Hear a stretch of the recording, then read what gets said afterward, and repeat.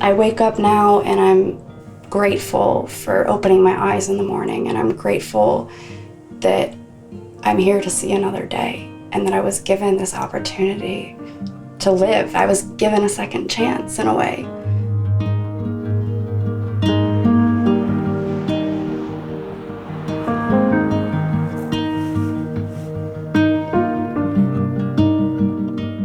I want people to know my story, and I want people to see who I am, and hopefully there's someone out there like me that's been through what I've been through and can see this and realize that the dark days, they don't last. It gets better. It's a lot of hard work, but it gets better. I was in a really bad car accident in 2017. I lost my leg. I was hospitalized at shock trauma for 2 weeks. I was very fortunate. I can still walk. I need an assistive device, but I'm still able to walk and do all sorts of things. So I'm fortunate. I'm very, very fortunate for having the life that I do.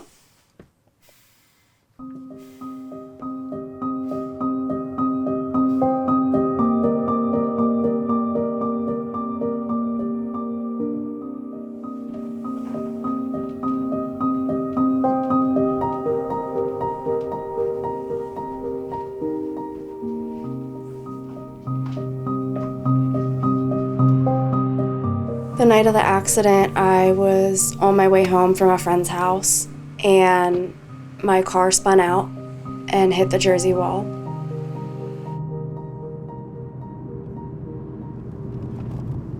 And was disabled in the fast lane of traffic. My driver's side door facing oncoming traffic. And I got out of my car. A lady had stopped to help me and said, "Hey, grab your phone, your belongings, and I'm gonna call the EMS." This is where it happened. As you can see, people drive very fast, and most of them probably aren't paying attention. So as you can kind of see, there's a little bit of a hill that comes up, and that's actually the driver that hit me. He basically, it was too late, he didn't see me. And that's pretty much the last thing I remember. I don't remember the moment of impact. I'm really, really grateful for that. I remember waking up and I saw the lady, the police officer. She was flashing her flashlight at my window. And she was asking, ma'am, are you there? Are you with me? And I said, yes. I said, please get me out. I looked down and I saw my leg. I wasn't in any pain. I had a weird feeling. So I looked down and I saw my leg, and I begged her to get me out of that vehicle. And she said, we have to wait until EMS gets here to help you. And that's when I went unconscious again.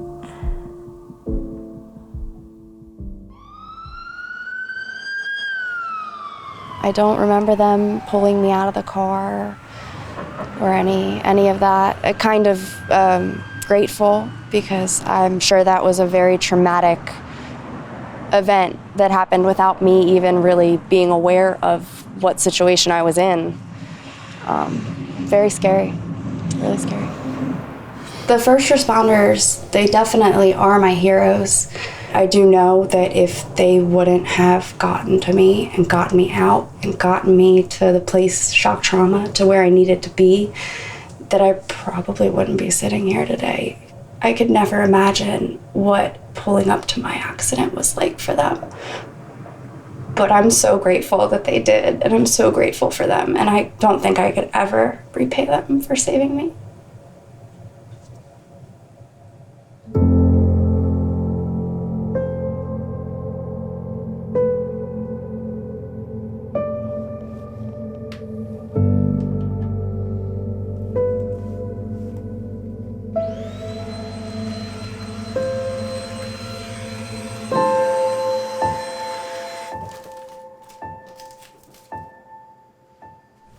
So this was actually my seat and my legs would have been hanging out, and I was reaching under that side when I made the phone call, and I still had my legs hanging out at impact, and this is my door.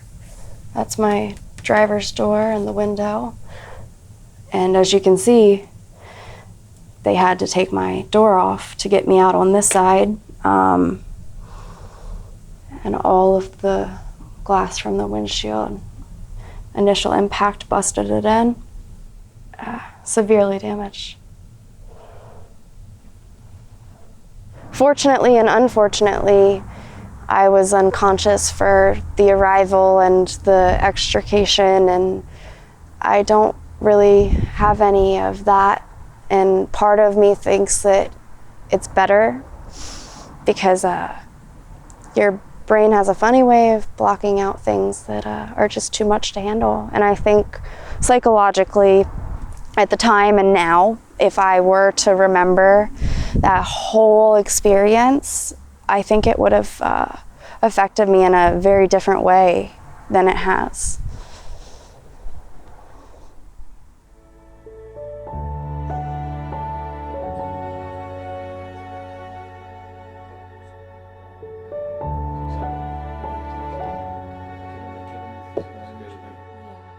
Just from the trauma surgery.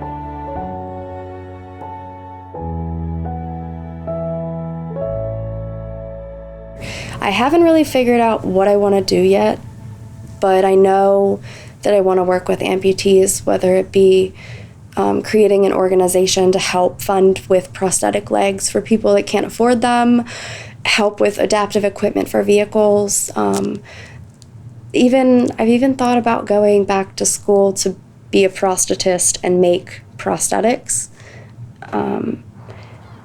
It's kind of an open field, but I know that this has given me a purpose now to have that insight in the future to something really to dream for.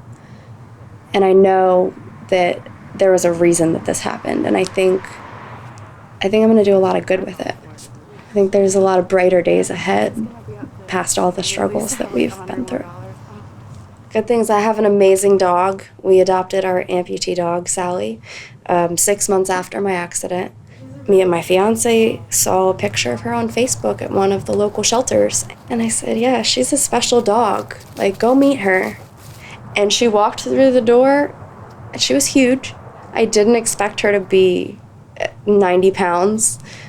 But she was just the happiest dog, and I immediately connected with her, and I think there's a part of her that knows that she has the likeness, that we're both missing a limb. I had such a special connection, and she holds such a dear place in my heart. She fits in, she's perfect for our family. I love her so much.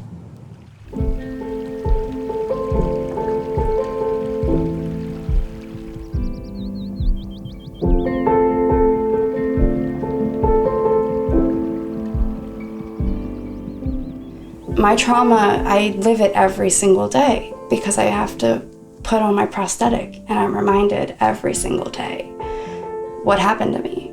And for a while, I would wake up in such a bad mood because I'm like, this isn't the life that I thought I was gonna have. But then I start waking up and I'm like, this isn't the life that I thought I was gonna have. But this is a life that I can really, really use for good. I can help so many people that have been through this. And that's what has gotten me through the trauma, is using it for good and using it to help others. And in the end, it helps me.